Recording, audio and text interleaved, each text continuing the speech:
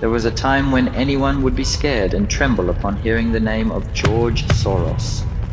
Also known as the most dangerous man in financial history, Soros wasn't just a billionaire. This man is a carnivore of the first order.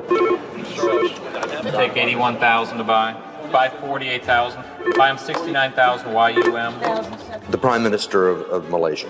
The region spent 40 years trying to build up its economy, and along comes a moron like Soros. A few words from Soros were enough to cause panic selling that fueled the crash. And the whole country falls apart.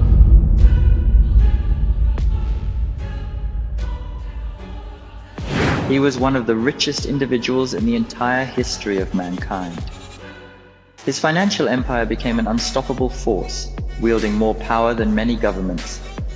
Soros wasn't just a businessman, he was a conqueror, treating finance like warfare and taking no prisoners. Known as the man who broke the Bank of England, Soros earned his place in history as the ultimate financial speculator, able to devastate entire economies with just a few calculated moves. The United Kingdom, home to Oxford University and some of the greatest economists in history, couldn't withstand his brilliance. Russia's mighty government, the booming Thai economy, and even the Asian tigers like South Korea, all fell victim to his unrelenting strategies. Their currencies plummeted, debts skyrocketed, and the lives of millions were thrown into chaos. For nations across the globe, the mere mention of his name struck fear. But in 1997, Soros faced a new challenge, one that would prove to be one of his fiercest confrontations. That year, his financial storm reached Malaysia, a rising Southeast Asian economy. Waiting for him was his arch-enemy, the fearless Tun Dr. Mahathir Mohamad. Mahathir wasn't just a politician.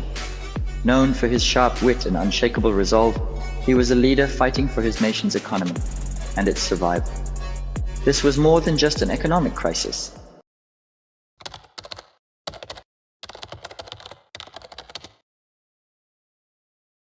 George Soros is a name that commands attention, and not always in a good way. Born in Hungary in 1930, Soros survived the horrors of World War II and the Holocaust before making his way to England.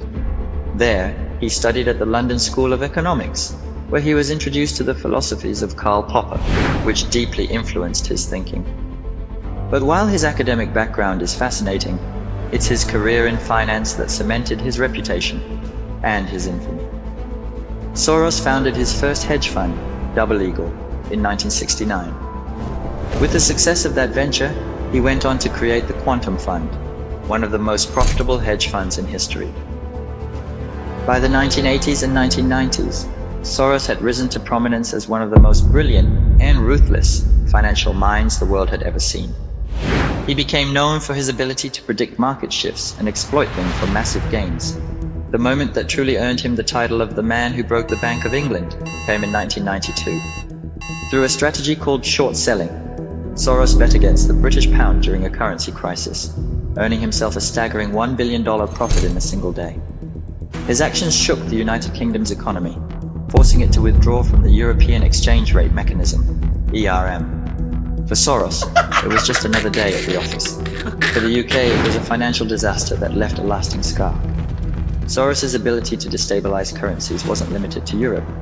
He turned his attention to economies across the globe, targeting weaknesses in financial systems.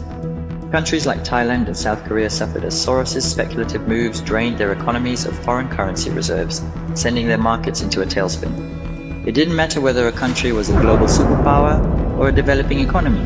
Soros played by one rule: win at all costs. But Soros wasn't just a financial predator. He was also a complex figure who wore many hats.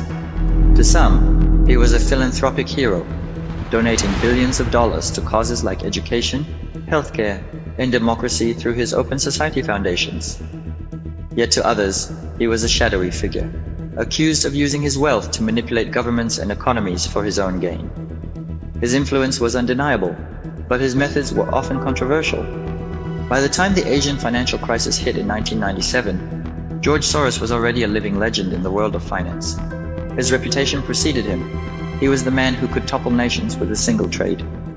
And when his financial storm reached Southeast Asia, Countries like Malaysia found themselves in the crosshairs of a man whose power seemed almost limitless. But what kind of leader could stand up to someone like Soros? Who would have the courage to challenge the man who had defeated so many nations before?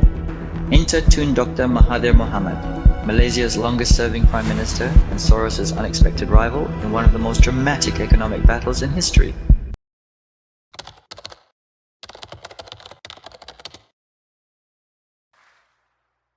If George Soros is the name synonymous with global financial dominance, then Tun Dr. Mahathir Mohamad is the name etched into the story of Southeast Asia's resilience and defiance.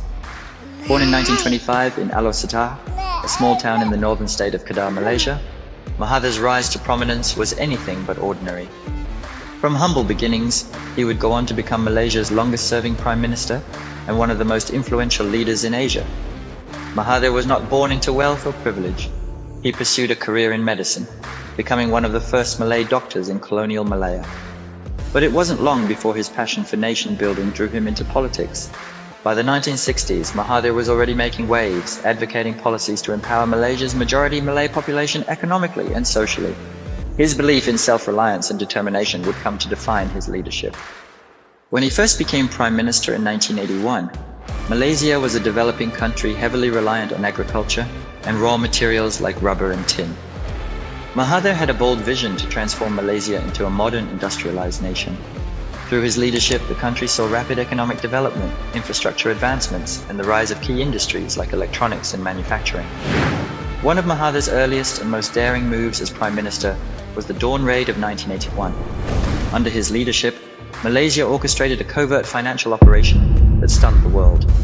In less than 4 hours, Malaysia's Permodalan Nasional Berhad, PNB, successfully acquired a controlling stake in Guthrie Corporation, one of the UK's largest and most prestigious plantation companies. Guthrie owned vast tracts of Malaysian land, and the operation marked a symbolic reclaiming of national assets from its former colonizers. This financial takeover was a statement of Mahathir's resolve. It wasn't just about reclaiming economic control. It was about asserting Malaysia's sovereignty on the global stage. The UK was left reeling, with Guthrie's shareholders discovering the takeover through the radio. Game over. While Mahathir emerged as a bold strategic leader, willing to challenge Western dominance. The move cemented his legacy as a nationalist determined to elevate Malaysia.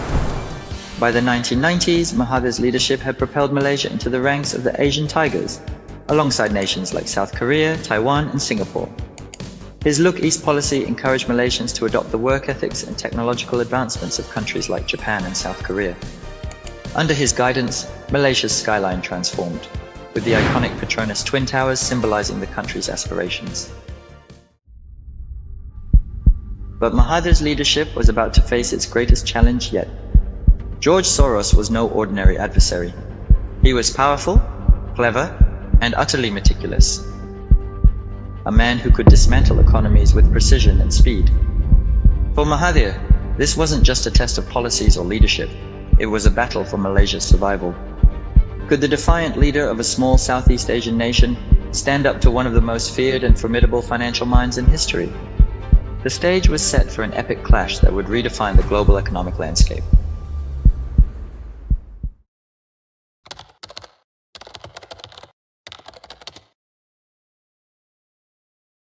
The 1997 Asian financial crisis wasn't just another economic downturn, it was a catastrophe that sent shockwaves through the global economy.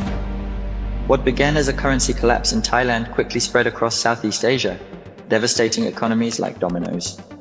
At the center of this storm was Thailand's baht, which had been pegged to the US dollar for over a decade at an exchange rate of around 25 baht to 1 USD. This fixed rate provided stability and encouraged foreign investment, fueling Thailand's rapid economic growth.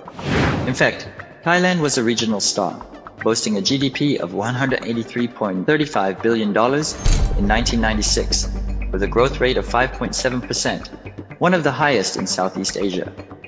The country's economy was booming, driven by real estate, tourism, and foreign investments. However, this prosperity was built on shaky foundations, rising debts, an overheated property market, and over-reliance on speculative capital. When cracks in the economy appeared, they quickly widened into a full-blown collapse. George Soros and other speculators saw this vulnerability and launched a massive attack on the baht. Soros short-sold the currency, betting that its value would fall. His strategy was devastatingly effective. Thailand's central bank burned through nearly $23 billion of its foreign reserves in a desperate attempt to defend the baht. But by July 1997, the pressure was too much. Thailand was forced to abandon its peg to the US dollar and let the baht float freely. Overnight, the baht's value plummeted, dropping from 25 baht to 1 USD to over 50 baht to 1 USD. The fallout was catastrophic. Thailand's largest bank, Bangkok Bank of Commerce, went bankrupt, sparking widespread panic in the financial sector. Businesses collapsed under the weight of dollar-denominated debts, which had effectively doubled overnight. Unemployment surged as companies downsized or shuttered entirely, leaving millions jobless. For many Thai families, the economic dream of the 1990s turned into a nightmare. By the end of 1997, Thailand's GDP had contracted to $150,180 billion, marking a sharp reversal and a contraction of 2.8%. Foreign workers who had once flocked to Thailand during its economic boom now left en masse in search of jobs elsewhere. Construction sites were abandoned, factories went silent, and the streets of Bangkok grew eerily quiet. What was once Asia's fastest-growing economy had suddenly become its weakest link, a tragic fall from grace that shocked the world. The collapse of Thailand's economy sent ripples across Southeast Asia. As foreign investors panicked, they pulled their money out of neighboring countries, fearing similar collapses. Malaysia, Indonesia, South Korea, and the Philippines saw their currencies plummet, stock markets crash, and foreign investments dry up. The crisis spread like wildfire, leaving devastation in its wake. Tun Dr. Mahathir Mohamad and his Deputy Prime Minister Anwar Ibrahim watched these events unfold with growing concern. They knew that Malaysia's ringgit was showing signs of vulnerability and that a speculative attack on their economy was imminent. Thailand's fall was a warning, a clear indication of what could happen if Malaysia wasn't prepared. Mahathir and Anwar understood that defending Malaysia wouldn't just be a battle for economic stability, it would be a fight for the nation's survival. With stakes this high, they were ready to take bold and decisive action, no matter the cost. The clock was ticking, and the question loomed. Could Malaysia avoid Thailand's fate? If Malaysia failed to defend their economy, Singapore will be the next as the last gate of Southeast Asia,